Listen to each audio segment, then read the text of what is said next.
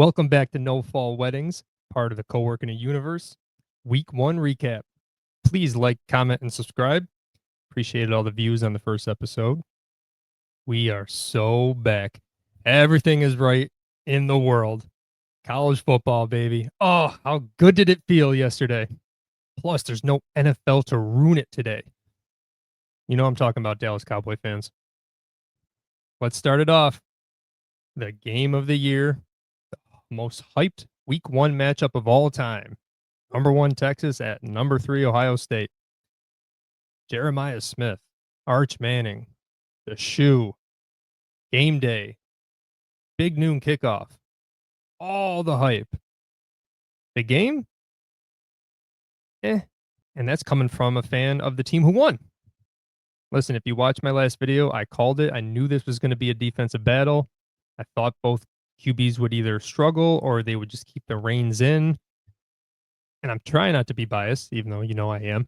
I actually think Julian Sayin for Ohio State played really well. I mean, his first 5 passes, he had 1 completion, and 3 of them were drops. He was actually slinging it pretty well, pretty confidently. But once they got up, they basically said, "Nope, we're going to run the ball right up the middle." Wasted plays from my end, but he actually played pretty well. I'm as a Buckeye fan, I'm very happy for the future with him. But let's get to Arch Manning. Ooh, did he look ass? I really do think some people just see that Manning name and they're just like, well, he's got to be great, right? He's just got to be. Let's remember, there were 3 Manning brothers. There was Peyton, Hall of Fame. Eli will be a Hall of Fame, shouldn't be a Hall of Fame. And Cooper, never sniffed the NFL.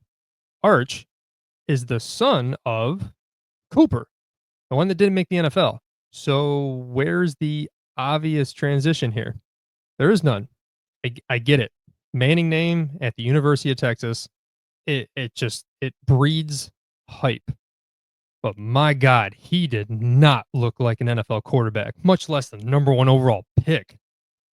It's funny. He had a quote a couple weeks ago, I think, or not him, I think his dad, where he's like, "Yeah, we're not planning on the draft. We're planning on the draft 2 years. He's going to want to stay in college." Yeah, after yesterday's performance, it's not going to be a choice. Just his mechanics alone, every throw that he attempts, he has to put his full body into it. It is terrible looking, and it's not accurate. Like, if you're accurate, whatever. Like Patrick Mahomes, terrible mechanics. You wouldn't teach that to young kids. But listen, sometimes it just works. Some golfers have terrible swings, they just work. But he was missing high, missing right. His first throw, which is, again, every coach, especially for a young quarterback, they set up an easy completion for their first throw just to get him in the rhythm. And he rolls out. The tight end was covered. So, all right, he's got to throw the little harder pass. But that wide receiver was wide open by 10 yards, and he threw it 5 yards in front of him. Bounced it. Like, this is your hero? This is your next number 1 pick? Now, I have to give Ohio State some credit because Matt Patricia, coming from the NFL, first-year defensive coordinator, man, he had a game plan. And although Ohio State lost a lot to the NFL, they brought back just enough superstars and players that had got a lot of playing time last year on a championship team, and they were balling yesterday. But with all this Arch Manning hype, when you get the hype and then you don't even come close to it, you got to take this giant L. I'm sorry. And I'll be honest, it was a little disappointing on Jeremiah Smith, my number 1 receiver. People saying the number 1 overall player. He had 2 drops yesterday. Now, he had a very, very quiet game against Texas in the playoffs last year. So I was expecting a big game for him because he'd be motivated. And sometimes you forget these kids are 19 years old. And he was definitely nervous. He had 2 drops. He got frustrated when he didn't get a ball on 4th down. You can have all the hype. You got to live up to it. But just the way Texas's offense kept getting bogged down on 3rd and 4th down. I mean, I'm not going to lie, they moved the ball okay, especially on the run game. Like, they were pretty consistent running the ball against Ohio State. But when you go 1 for 5 on 4th down, 2 of them in the red zone, 1 of them on 4th and goal from the inches where they actually lost yards somehow on a QB sneak. I've never seen that before. Texas should be kicking themselves because they had more opportunities to score than Ohio State. Ohio State just went 2 for 2. They had a 4th down and 1. They scored. They had the bomb to Carnell Tate, scored. up 14-0 with 5 minutes to go. I mean, that's crazy. Texas getting shut out with 5 minutes to go. And I'm not going to say Ohio State was playing prevent defense, but all of a sudden Arch was slinging it. And he had a couple good throws, a couple very good throws. I'm like, all right, there's the promise maybe, but the inconsistency of up 3rd and 5, sidearm for no reason, misses the wide receiver, and then 4th down, basically a sack, game over.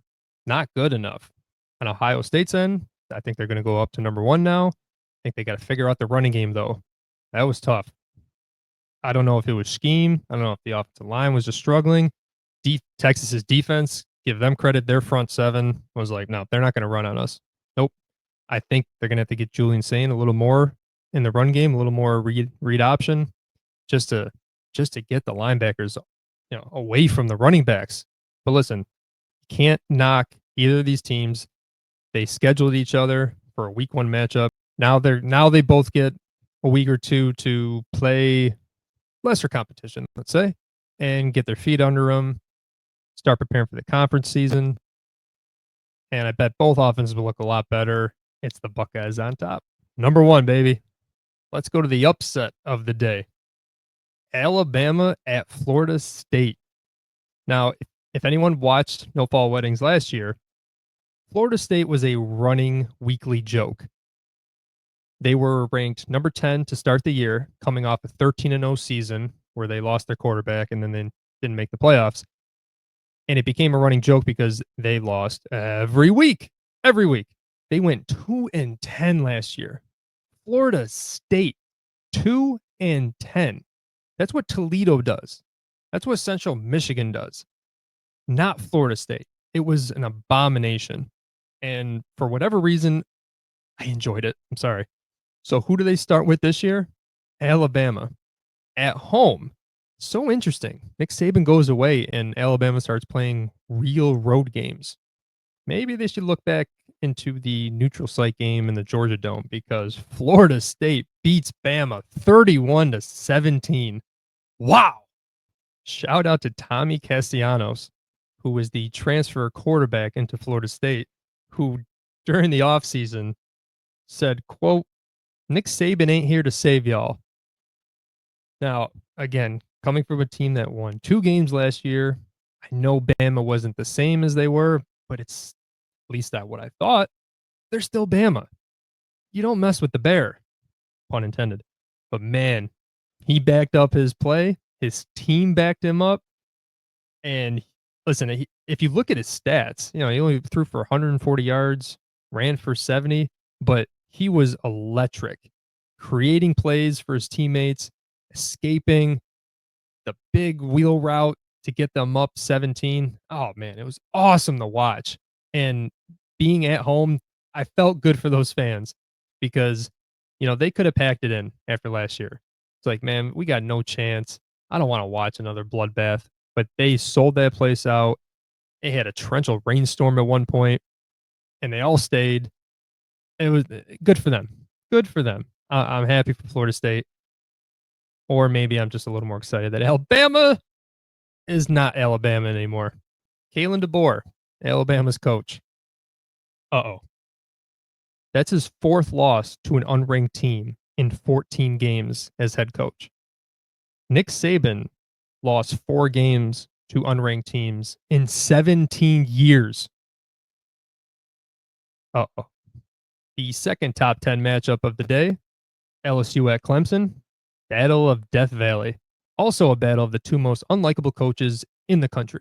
Now, this game, I expected the opposite of the Texas-Ohio State game. I was expecting a shootout. You got Nussmeier, Klubnik, good offensive players, good offensive coaches. I expected a shootout down in Clemson. And we got the opposite. Defensive battle. Now, I knew Clemson has 2 studs on the defensive line. I think they're both projected top 10 picks in the NFL. So they're going to be a problem all year. But LSU, who hasn't had a good defense in a decade, it feels like, and they were flying around the ball last night. I mean, Brian Kelly was doing Brian Kelly things, not taking the points at the half, tries to go for it in 4th and 2, doesn't even throw it past the line of scrimmage. I'm like, here we go again. Brian Kelly hasn't won an opener in LSU since he's gotten there. Finds a way in the second half. Nussmeier makes enough plays. Defense gets a couple turnovers. I couldn't root for either of these teams. It's one of those, hey, I'm happy one coach is losing, one team is losing. I don't hate LSU. I hate Brian Kelly. I hate Clemson and Dabo. So I guess when I look at it, I'm okay with it. But I was also really excited for the SEC to go 0 for 3 in the primary games yesterday. But Dabo losing, I'll take it. All right, let's do the play of the day. Not many options this year. I really don't like just picking, the best one hand catch of the day. I think that kind of gets overused, overblown.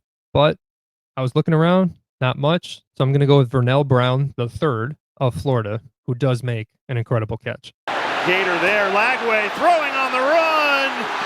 Wow, what a catch! Play it again right now. Look at this, falling backwards. But I'm also going to go with the called play of the day.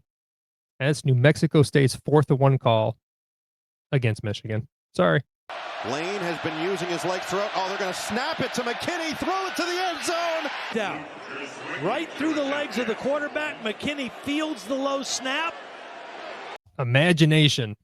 Usually I do a top 3 Heisman list, but after week 1, I'm not going to do one because if you look at all the favorites coming into this year, they either lost, sucked, or played nobodies. So we're going to wait one more week. But I want to end this No Fall Weddings episode with a shout out to Lee Corso of College Game Day. Man, his last headgear, his last show happened yesterday at Ohio State, which I'm sure everyone knows the story if you're a college football fan. The first time he ever donned a headgear was at Ohio State in 1996 against Penn State when he put Brutus Buckeye on.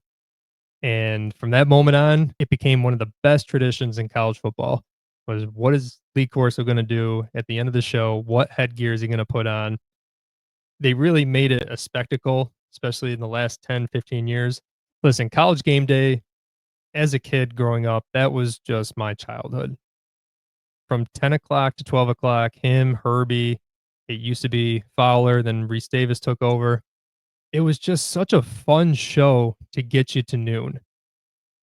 And this is back when I had no responsibilities and could watch all that. But when you're a kid, you get to listen to all the pregame stuff, who they're picking. You get stories of the players and the coaches and the fans of whatever game they're at. I was lucky enough to be at 2 Ohio State games where College Game Day was there. I got to meet Archie Griffin, shake his hand, still never washed it. LeBron James was the guest picker. He walked right by me. I was at the USC game when they came to town. I mean, it is really cool to see the Home Depot signs. It's like, oh my God, this is real. And it just became a staple of college football. Like, you wanted to watch the show, and unfortunately they had to ruin it by putting Desmond Howard on. But I actually like what they've done with Nick Saban. I think he's just enough of a personality with the intellect that it works. Pat McAfee, I know he's a meathead, but goddamn, he is entertaining.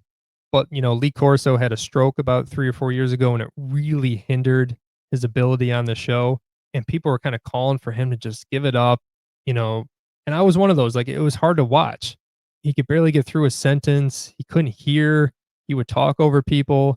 But, man, Herbstreit was always there to his left, helping him through the way. To see how emotional everybody was yesterday. They go into the stadium.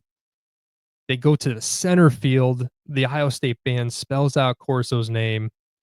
And for his last show, wearing a tux, by the way, good God, adorable little man wearing a tux. His last pick, it says, "My first love, give me that Brutus Buckeye," puts it on. Man, I was emotional. I mean, again, college football stirs a lot of things in me with my dad, now trying to get it with my kids. It's just very special. And College Game Day and Lee Corso was a big part of that growing up. So shout out to him. We're going to miss it. And I'm damn glad he got the last one right. He even called Florida State beating Alabama as his upset pick. Yeah, he might be old and senile, but he's the only one that picked that. Good for him. Thank you for watching No Fall Weddings. That was your week 1 recap. Hope to see y'all next week. when Oklahoma takes on Michigan. Whoa, so we on the same page again. Go Sooners.